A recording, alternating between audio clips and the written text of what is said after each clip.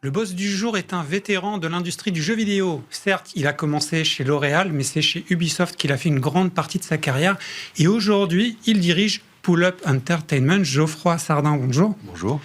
Pull Up, en fait, on va plutôt penser à Focus Entertainment, qui est le gros éditeur qui fait partie de votre structure. Mais si on devait expliquer en 2-3 mots pour les profanes, comment on pourrait décrire ce qu'est Pull Up Entertainment ? Alors, Pull Up Entertainment, c'est une fédération en fait d'entités. Vous avez 3 piliers chez Pull Up Entertainment.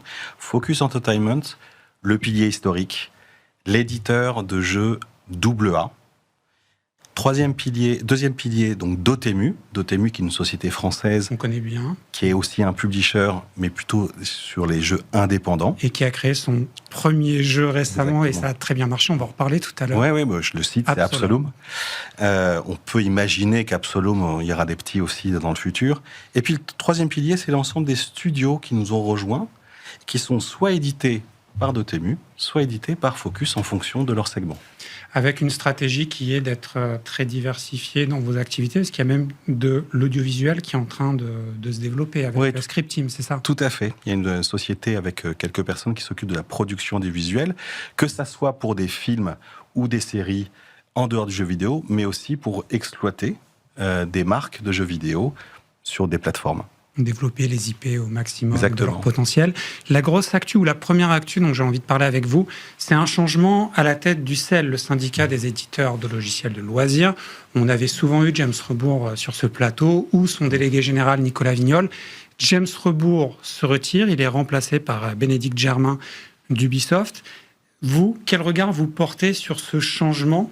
Ça va lui donner un mandat jusqu'à février 2027, si j'ai bien compris. Vous êtes membre du comité directeur du CEL. Quel regard vous portez sur ce changement de direction ? Déjà, c'est un grand merci à James Rebourg qui a officié pendant de nombreuses années, qui a décidé de passer la main à Bénédicte Germain, qui est au CEL depuis très longtemps. Elle était vice-présidente déjà du CEL. Et vous avez été président aussi. Il y a longtemps. C'est un petit monde. Voilà, il y a longtemps quand même. Donc, c'était dans les années 2000. Et donc, on souhaite évidemment à Bénédicte tout le courage et justement l'implication, la contribution. C'est un boulot de tous les jours pour pouvoir, défendre notre industrie, surtout aujourd'hui vis-à-vis des pouvoirs publics. Là, d'ici février, c'est quoi ces gros dossiers ? Qu'est-ce qu'elle peut vraiment faire ? Aujourd'hui, en fait, il y a plusieurs sujets. Il y a le sujet, on va dire, très opérationnel, c'est la Paris Games Week, qui est un événement qui arrive à l'automne, important, dans lequel le CEL est très impliqué. Et puis après, il y a, vous savez, tout ce qui est défense de notre industrie au jour le jour, vis-à-vis et des pouvoirs publics, un certain nombre de lobbies. Le CEL, ce sont des éditeurs, ce sont aussi des développeurs, avec des nationalités différentes, des enjeux différents. Donc il faut savoir aussi rassembler et trouver en tout cas des enjeux communs. D'ailleurs, si on parle des Français, l'industrie française a vraiment très bien marché, dans le sens critique, clair-obscur jeu de l'année. Absolum ou Absolum, selon comment on le prononce, qui était nommé au Game Awards comme meilleur jeu indépendant, ce qui n'est pas rien. On a eu d'autres nominés. On a eu Shinobi, The Heart of Vengeance, qui était aussi nommé en meilleur jeu d'action au Game Awards. Absolum, donc on ne va pas en reparler, mais qui a fait, je crois, 3 ou 4 millions de ventes. Donc on a beaucoup de jeux français qui marchent bien, qui sont appréciés sur le plan critique. Et pourtant, là, depuis quelques mois, ce dont on parle, c'est des fermetures de studios, des destructions d'emplois. Comment vous percevez ça ? Il y a un paradoxe dans l'industrie française ? C'est vrai qu'il y a un paradoxe sur la santé du jeu vidéo au niveau, on va dire, général, mondial.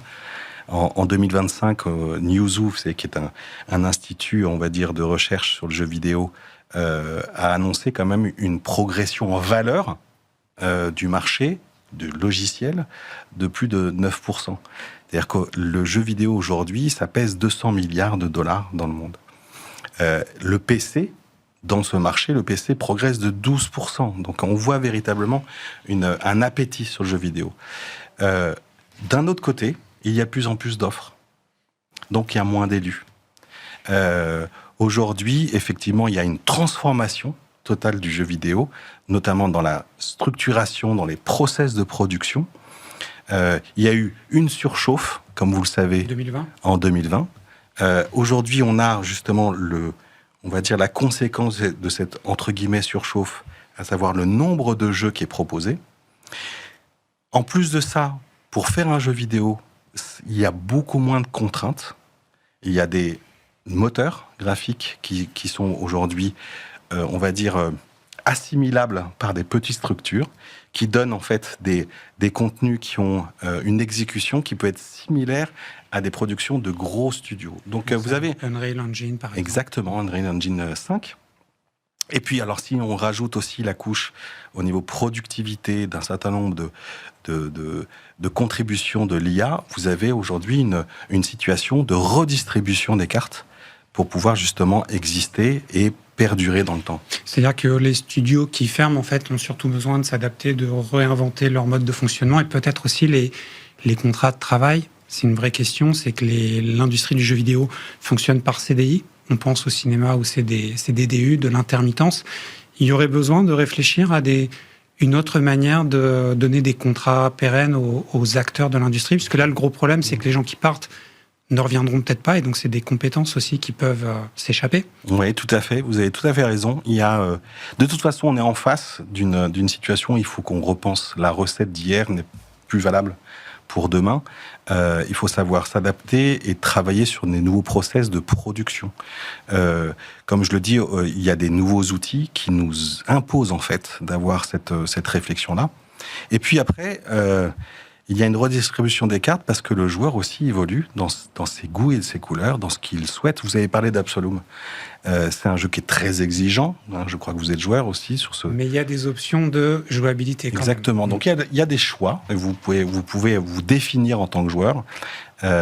Mais pourquoi Absoluum est un jeu qui a, on va dire, enflammé un petit peu les audiences, c'est qu'il est différent, il est très beau. Donc il y a une direction artistique qui fait la différence aussi et qui se distingue par rapport justement à ses pairs. Donc le vrai combat, en tout cas pour Pull Up, c'est cette différenciation pour pouvoir exister et proposer quelque chose de nouveau et de meilleur. D'ailleurs, dans le cas d'Absoluum, c'était la grosse sortie de l'année. C'est ça, le jeu sur lequel vous avez peut-être le plus communiqué entre le Space Marine 2, qui était le gros projet de la saison d'avant. La saison prochaine, il y aura un Résonance Plague Tale Legacy qui va sortir. Mais Absoluum, là, est-ce que c'était un jeu sur lequel vous misiez notamment sur des récompenses critiques comme il a pu avoir au Game Awards? Alors, d'abord, vous savez, nos créateurs, je parle en leur nom. Hein. Vous les aimez tous autant, ça je sais. Non, c'était pas. Non. Ce que je voulais dire, c'est qu'ils visent pas des prix d'abord. Hein. Ils veulent, évidemment, ils sont dans une dynamique de proposer quelque chose de différent, de meilleur et de plus beau. Hein. Et puis après, la récompense, elle arrive, quoi. Et là, ils en sont super fiers. Et à chaque fois qu'on les voyait sur les strates, par exemple au Pégase, etc., ils étaient. Jeu indépendant de l'année. Ouais, jeu indépendant de l'année, et puis ils sont restés longtemps. Ils étaient très fiers de leur production et ils ont vraiment le droit. Non, Absoluum faisait partie. On a sorti 14 titres l'année dernière. Enfin, en tout cas, le fiscal dernier, hein, c'était du 1er avril au 31 mars. Absoluum faisait partie des gros titres sur lesquels on misait, mais pas que. Il y avait aussi, dans l'univers de Pull Up, il y avait Roadcraft, qui est un jeu donc, de simulation. Il y avait Marvel Cosmic Invasion, de Dotemu aussi, qui est un beat'em up, hein, le 2D. Si vous aimez le rétro. Voilà, très, on va dire... un peu arcade, on va dire, ça fait penser à ça. Disponible sur Switch 2, d'ailleurs, également. Il y avait Battlestar Galactica, pour ceux qui aiment les jeux tactiques. Enfin, il y avait une belle offre. Ouais. Et il y avait une offre différenciante, comme vous le dites. Sur les résultats que vous avez cette année, parce que parlons un peu chiffres, grosse baisse de chiffre d'affaires. Mais parfois, on se dit, baisse de chiffre d'affaires, année mauvaise. C'est pas forcément le cas, parce que vous saviez qu'il n'y aurait pas un Space Marine 2 qui ressortirait cette année. Par rapport à vos résultats et ce que vous aviez imaginé au départ, comment vous vous situez en niveau de satisfaction? Alors, c'est vrai qu'en 2024-2025, c'était une année très particulière parce que le groupe a sorti Space Marine 2.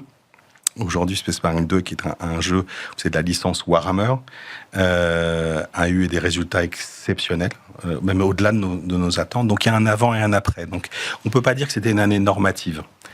pour un groupe comme Pull-Up, générer plus de 390 millions d'euros de chiffre d'affaires, c'était Donc c'était une année exceptionnelle. exceptionnel. Et là, 2025-2026, c'est une année normale. C'est une année, on va dire, normative, avec donc la contribution de Space Marine qui continue, puisque ça devient un jeu de back catalogue. Back catalogue. Ouais, le fameux back catalogue, ce sont des jeux live. Les jeux live, c'est des jeux qui ont régulièrement du contenu, des DLC gratuits ou pas. Donc, ce jeu a fortement contribué au back catalogue. On a annoncé un chiffre d'affaires de 280 millions d'euros, qui est un chiffre d'affaires solide, qui est tout à fait conforme à ce que l'on prévoyait. Au niveau du back catalogue, Absolum, il va compter dans le back catalogue l'an prochain, notamment la version Switch 2, puisque vous ressortez une nouvelle version Switch 2. Oui. Donc ça comptera dans le back catalogue. Tout à fait. Et vous anticipez un back catalogue assez consistant grâce à ce type d'opération ou pas ? Oui, tout à fait. Aujourd'hui déjà, Absolum, là, il y a une promotion, vous savez, dans les Summer Sales de Steam, ceux qui connaissent les Summer Sales, et Absolum est dans cette promotion-là, et on voit évidemment l'attrait et les achats qui sont importants sur le jeu. Je m'attarde un peu sur Absolum parce qu'il y a un grand débat entre pro physique, pro dématérialisé, avec ceux qui annoncent la fin totale du physique. Absolum, la version Switch 2, n'est pas une game keycard, si j'ai bien compris. C'est tout sur la cartouche, comme ont fait les Polonais de CD Projekt avec Cyberpunk. Pourquoi ce choix ? Est-ce qu'il y a un message à faire passer aux joueurs en leur disant « on respecte vos envies et on vous donne un produit que vous possédez vraiment » C'est ça l'idée ? Tout à fait. Tout à fait. C'est un choix qui est assumé et qu'on continuera à avoir vis-à-vis de nos joueurs qui le souhaitaient, qui souhaitaient avoir cette version physique. Et en plus de ça, ça nous permet aussi de proposer des contenus additionnels. Et un support, évidemment, du first party de Nintendo aussi. Il y aura un grand événement la saison prochaine. L'année prochaine ne sera pas une année normale, peut-être pour vous, mais à l'échelle du jeu vidéo, il y a un gros jeu qui sort à l'automne, GTA 6. Oui. Certains annoncent des révolutions. Il y a des sorties qui ont été repoussées. Par exemple, le Fable a été repoussé pour mieux s'adapter au marché. Un jeu comme GTA 6 qui sort, qui est un énorme monstre, est-ce que ça change vos plans ? Est-ce que vous l'intégrez dans votre stratégie en vous disant à l'automne, c'est pas là où il faut sortir nos jeux ? Ou est-ce que ça change rien quand on est si, ça change. Il faut tout prendre en considération, que ça soit GTA 6 ou d'autres titres qui peuvent s'assimiler, en tout cas au niveau... Oui, des gros morceaux ou dans des mêmes segments de ce qu'on offre, etc. C'est clair qu'il aurait été difficile de croire de se mettre le 19 novembre en face de GTA 6. Et d'ailleurs, vous savez, l'ensemble des personnes qui travaillent chez Pull-Up et dans tous les autres studios, en France ou ailleurs, il y a beaucoup de personnes qui vont y jouer aussi. Nous, en tout cas, au niveau de lancement, le prochain gros lancement du groupe, c'est Résonance, Plected Legacy. Donc, c'est une itération. Asobo. Voilà, du studio Asobo français avec lequel on travaille depuis très longtemps. On a une destinée commune ensemble parce que on a lancé cette marque ensemble. Et cette marque co-appartient en fait à Asobo et au groupe Pull-Up. Donc c'est le 27 août. Donc ce lancement-là, il bénéficiera évidemment de toute la rentrée. On ne sera pas en face de GTA 6. Donc voilà. C'est un jeu qui dure combien de temps si on veut le finir à fond, un jeu comme Résonance ? Parce qu'il ne faut pas que ce soit trop long vu qu'il y a GTA derrière. Alors, ça dépend de quel type de joueur vous êtes. Si vous êtes un contemplatif, comme moi, et d'ailleurs on peut contempler... Ou un complétionniste. Ou un complétionniste, exactement. Alors écoutez, ça peut être en 15 heures. 15 heures pour tout finir, ça va. Pour tout finir. Après, vous savez, il y en a qui jouent différemment. Donc, sur des jeux d'action-aventure comme ce type de jeu, vous pouvez tout à fait rester à regarder un coucher de soleil magnifique. Donc, chacun sa façon de jouer. Zelda. Donc, voilà, exactement. Justement, grande question. Geoffroy, est-ce que vous avez le temps de jouer, pas de survoler les jeux, mais vraiment d'y jouer quand on a vos responsabilités ? Comment ça se passe ? C'est une super question. Et d'ailleurs, c'est quelquefois une frustration de ma part. Ça fait longtemps que j'ai pas fini un jeu, pour être très honnête avec vous. Par contre, il est important pour moi, pour sentir les choses et pour contribuer justement au choix, à travailler, à challenger, à discuter avec les game directors. Il est important pour moi d'être crédible dans la jouabilité, de comprendre un gameplay, etc. Donc je joue souvent, mais je ne termine pas de jeu. On peut savoir comment conduire, mais tant qu'on n'a pas eu le volant entre les mains, on ne sait pas ce que c'est. C'est un peu ça votre idée quand vous jouez au jeu pour les tester. Exactement. Par exemple, je reprends Absolum. Absolum, ce qui était un genre de jeu que je ne connaissais pas du tout. L'aspect roguelite. Exactement. Ça, c'était pas du tout ma culture. J'y ai joué souvent, et pour pouvoir justement prendre la décision avec l'équipe de est-ce qu'on pourrait pas penser peut-être à une itération, il fallait que je puisse être dedans. Donc oui, le soir, le matin, la nuit, voilà, je joue. Je vais éviter de créer des problèmes dans vos studios. Donc je vais pas vous demander quel est votre jeu préféré. Je vais vous demander quel est votre jeu préféré en dehors de la galaxie Pull-Up. C'est plus facile, je pense, pour vous, pour la suite. Merci, c'est vraiment sympa. Moi, je suis un grand aficionados de tous les jeux de Nintendo. Et pour moi, le jeu que je pourrais... D'ailleurs, je l'ai fini de multiples fois, parce que j'y ai joué souvent, c'est Mario Galaxy. Voilà, ça, pour moi, c'est la quintessence de la fantaisie, du travail des 3C, du fun. C'est dur aussi, et c'est beau. Voilà, c'est tout ce que j'aime, moi, dans le jeu vidéo. Et peut-être un jour un équivalent, un Mario de la galaxie Pull-Up. C'est des choses que vous pouvez vous demander des fois, comment on crée notre Mario à nous. Alors, là, dernièrement, on a annoncé qu'on avait signé un jeu qui s'appelle Bradley the Badger. Bradley the Badger est un jeu qui est créé par un studio italien, Day for Night. Et les créateurs sont les anciens créateurs de Mario plus Rabbids. Ce sont des créateurs aussi qui ont travaillé sur Rayman. Donc vous pouvez imaginer un petit peu cette patte, voilà, ce travail de collaboration avec Nintendo, ces univers hyper colorés mais en même temps très fantaisistes, avec un gameplay super exigeant. Donc c'est peut-être celui-là, oui. On va suivre ça. Geoffroy Sardin, directeur général de Pull-Up Entertainment. Merci beaucoup pour votre temps, pour votre passion, parce qu'on voit bien en vous parlant, vous êtes un vrai passionné de jeux vidéo. Merci beaucoup. On continue cette émission. On va s'intéresser à comment le monde spatial peut inspirer les jeux vidéo. C'est tout de suite après un petit jingle.